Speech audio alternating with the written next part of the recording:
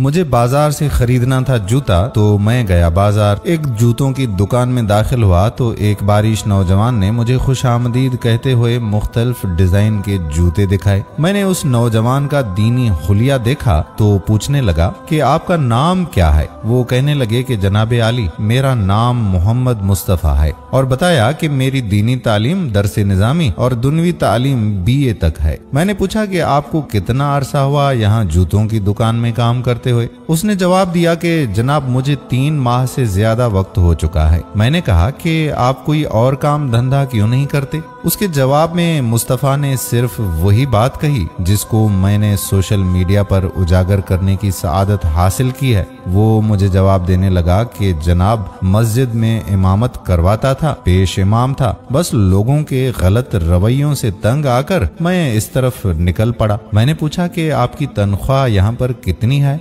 उसने बताया कि मुझे माहाना 17,000 रुपए यहाँ पर मिल जाते हैं और रोजाना भी कुछ ना कुछ मिल जाता है। रोजाना का कम से कम 100 रुपया और अलग से कमीशन भी। मैंने उनसे सवाल किया कि मस्जिद में आपकी तनख्वाह क्या हुआ करती थी, तो मुस्तफा ने बहुत ही अफसरदगी के आलम में मुझे जवाब दिया कि जनाब मुझे मस्जिद में 7,000 रुपए तनख्वाह दिया करते थे। मैं ये सुनकर खामोश सा हो गया। मेरे पास अल्फाज ही खत्म हो गए थे। मुझसे सिर्फ इतना हो सका कि जूतों का डिब्बा उनके हाथ से पकड़ लिया। वो बार बार यही कहते रहे कि जनाब मुझे दें, मैं आपको पहनाकर चेक करवा देता हूँ, ये मेरी ड्यूटी है, मेरा फर्ज है। लेकिन मैंने मुस्तफा को ऐसा करने हरगिज नहीं दिया, क्योंकि मेरा ज़मीर मुझे बार बार कह रहा था कि इन हाथों को तो बोसा देना चाहिए। किसी वक्त में ये मुकद्दस किताबें उठाया करते थे।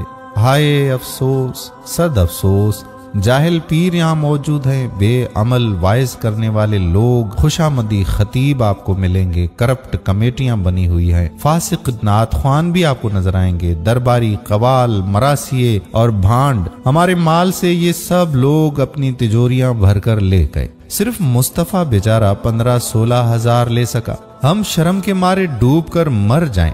मरने का वक्त है अपने लिए ये, वरना अल्लाह हमें ऐसी मौत मारेगा कि ईमान तक नसीब नहीं होगा। दोस्तों, मुझे उम्मीद है कि ये कहानी आपको जरूर पसंद आई होगी और ये एक सच्ची कहानी है, लेकिन कहानी में मौजूद नाम अलबत्ता फर्जी हमने शामिल किए हैं। आप लोगों से इजाजत लेने से पहले मैं आपसे ये गुजारिश करूंगा कि अपने इमाम मस्जिद का ख्याल रखें। उनके साथ भी पेट लगा हुआ है। हम बाहर जाते हैं तो बहुत कुछ उड़ा लेते हैं, लेकिन जब मस्जिद में जाते हैं तो 10-20 का चंदा ही दे पाते हैं। क्या पता कौन से साहिब हैसियत लोग हमारे पेश इमामों की इज्जत और तौकीर में आगे बढ़ें। इसलिए अगर आप कुछ और नहीं कर सकते तो कम से कम इस वीडियो को शेयर जरूर कीजिए, ताकि ये पैगाम